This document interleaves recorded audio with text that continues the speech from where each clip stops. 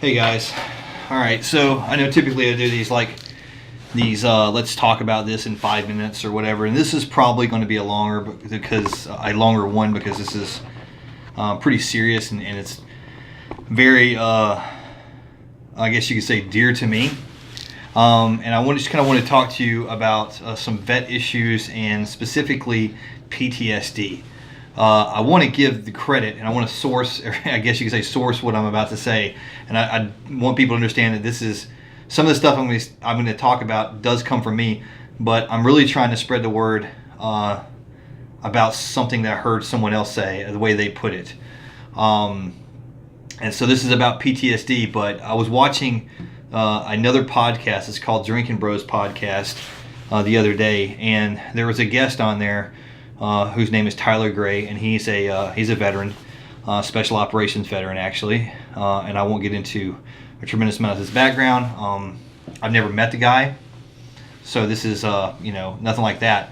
But he was talking on that podcast about post-traumatic stress syndrome, and this is something, whenever I hear people talk about this is something my ears turn into, because I have some issues with the way it's being, I guess you could say, what's the word I'm looking for?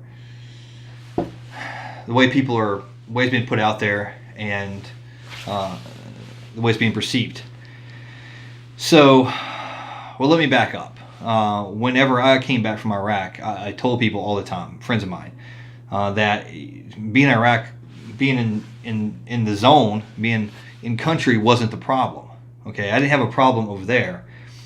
I had a problem when I came home, and I had my own terms for this. I called it failure to adapt. I called it the Rambo syndrome, because if you watch the movie First Blood, and I'm not talking about him going crazy. I'm just talking about the fact that there was a lack of relevance in that character's life when he came here, and it was taken to those extremes. But at the very base level, it was about a lack of relevance, and it was about just kind of fitting back in. So I know a lot of people think that PTSD from veterans is flashbacks and fireworks and all that kind of stuff. And I used to tell people all the time, that's not what it is for me. And I've told my wife this, and she's heard me say this way before I heard what Tyler had to say. I've always told people that there's something not right about the way it's portrayed. And when I went to the VA and I talked to the psychologist and the psychiatrist, the therapy, all that kind of, nothing fit. So I recognized Tyler Gray's version immediately, and it gave me chills. So on their podcast, on Drinking Bros podcast, I don't remember what episode it is, but if I remembered, I would plug it, and I'll probably put it in the comments for all the local vets to watch, because I think it's very important to hear what he has to say. In his podcast, or in the podcast he was a guest on, he makes a very interesting point. He says post-traumatic stress syndrome is a very broad diagnosis that can encompass a lot of things.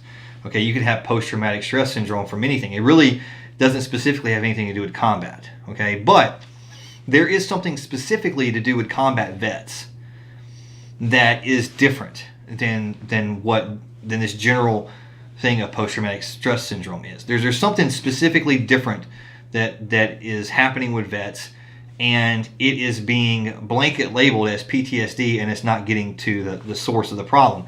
And this is I want to make sure that people don't misunderstand me, and you think that anything I'm saying is my statement. I mean, I agree with what I'm saying 100%, but it's, I'm not trying to take credit for it at all. I just want to get it out there.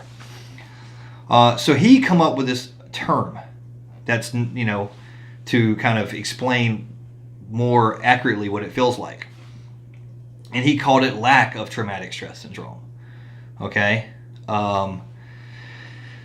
And when I heard him say that, I'm kind of like raising up, listening, like, okay, what are we talking about here? And he gave some examples of how, and I'm not going to get into all the examples, you just need to watch the podcast. Great show. But he gives some examples of how when he came back, it was things that were traumatic for most people where he thrived. He gravitated towards that. When I came back and I started working as a police officer and just in some other stuff that happened to me in just regular life, it was weird because there was a lot of things that started happening when I came back that would have been traumatic for other people, like car wrecks. I remember there was a really bad car wreck and I just happened to be there, and the woman was bleeding real bad out of her leg, and I assisted in that, and it was something that there was a paramedic or an EMT that showed up right after I got there and kind of took over, and I'm not saying that I saved the woman's life or anything like that, but I'm saying it was just I think I was able to go into that scenario and it felt like it fit for me. I gravitated towards these high stress scenarios, and I was just calm, and I was able to relay that to that person and maybe calm her down during that moment, that fearful moment of her life. There was another incident where I was just random stuff happened to me. There was another incident where me and my best friend were in Mazio's, and this lady started choking, physically choking. And everyone around her was trying to help her, but no one could really. I don't know if anyone was actually trying the Heimlich maneuver on her or not. I can't remember whether anyone was doing it first. I think maybe they were. But I remember standing up and looking at my best friend and just calmly walking over to her and asking them if I could help. And they said yes. And I performed that maneuver on her and, and was able to get, unlodge that food that was stuck in her trachea, that was stuck in her windpipe. And we just walked out. We didn't stay around and talk to, people were trying to say thank you. We just kind of walked out. But there were several situations to where I felt more comfortable in these things than I did, walking around. And I would be at home one time, and the same friend would call. I remember he called me, "Hey, what are you doing?" And I said, "Well, I'm drinking. I'm staring at the wall. I'm just waiting for something to happen because my mind is just, I'm so wired for these situations, these high stress situations. I'm not doing well when there's nothing going on." And so when Tyler was talking about this, Tyler Gray on this show, when he was talking about it, he was explaining that, and this had happened with him, that throughout our training and our experiences, combat vets have experienced something that he believes is like a rewiring, a reversal, to where we are now, our minds are calm in the storm. And in the calmness, they are the storm. And what he means by that is that whenever we're in a situation where there's nothing going on, it's just calm, it's just nothing, then we are uncomfortable because, our minds are reverse wired. Our minds are calm and peaceful during stressful situations, during traumatic situations. That's when we operate the best. That's when we, are at our greatest ease. And then in a lack of a storm, when everything's peaceful, in order for us to calm down, we almost need to create a storm around us so that we can, feel at home, I guess, in a way. And I thought that was a brilliant analogy. That is such. That 100% resonated with me. When I watched him give that explanation, I made my wife watch it, and she even recognized some of the things that he was saying that I had said very similar things before, and she was like, kind of shaking her head. All right, because she met me right in the wake of my worst time. Okay, so I thought that was brilliant, and that's exactly what it feels like. And that is that, when things are calm, it's like after you've been kind of reverse wired, you're looking for the storm. So you create a storm around you. And for those who know me personally, and we go back a few years, probably 10 years to be precise, then you are familiar with this part of my life where, I lived in a bar, surrounded myself in chaos, and I was drinking all the time, and I created a storm around me, and I had no understanding why, but I would say things like, that's when I feel the best. That's when I feel like I'm around people that understand me. That's when I feel like I'm closest to my peace, to my calm. And I was misunderstanding what was going on. I mean, it wasn't at all that any people around me were doing me any good. It was I was creating a storm in my mind, a storm around me, so that my mind could function normally. So it's a lack of traumatic stress that we need, that we, at that time in our lives. Now, those of you who know me now know that I'm not in that same place, that I have overcome it. I have overcame that. And now I am 100% comfortable in the calm.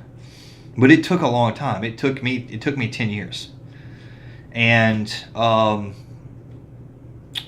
it just took time. So, and it took friends, and it took, a lot of things, and I couldn't even go into advice on how to get that, except that I do remember one of the main things, or one of the biggest points in my life to where I started changing, and that was when I decided that the meds, the prescription drugs, and all this other kind of stuff wasn't working for me.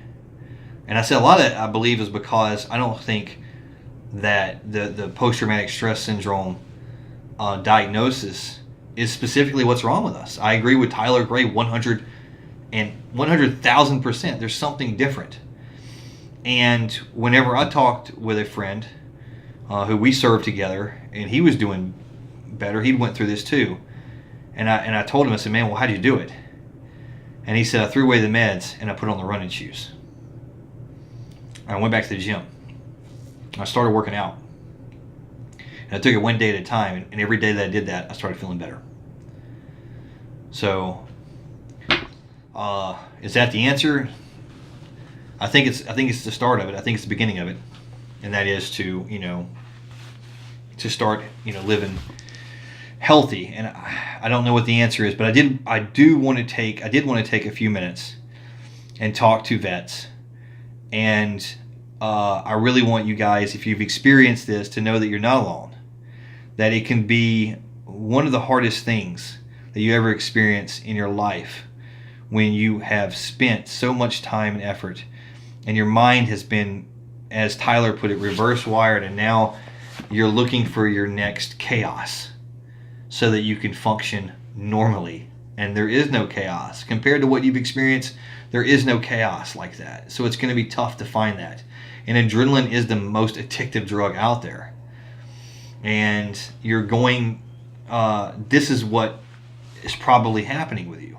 And this is what happened with me. And this is what Tyler was saying happened with him. And I think, judging by how well the veterans community is getting behind his version of this and his understanding, I think this is probably what most veterans, combat veterans, are experiencing. Okay? So the first step is understanding what's wrong, and I do believe that he's on the right track with what's wrong. If he hasn't just nailed it already, I personally think he's nailed it already. So here's a shout out to Tyler. I appreciate you going on that podcast and saying what you said. It resonated with me, and I know it's resonating with vets, and I want to get the word out. So I hope you're cool with me sharing what you went over, and I want everyone to hear it. So if you're out there and you're listening to this, I will put a link to that podcast underneath this and on the YouTube, and you can link it and you can watch it for yourself. Okay? Check it out, vets. And I appreciate what he said, and I'm sure you will too. All right, Casey from CrossWit. We'll talk to you later.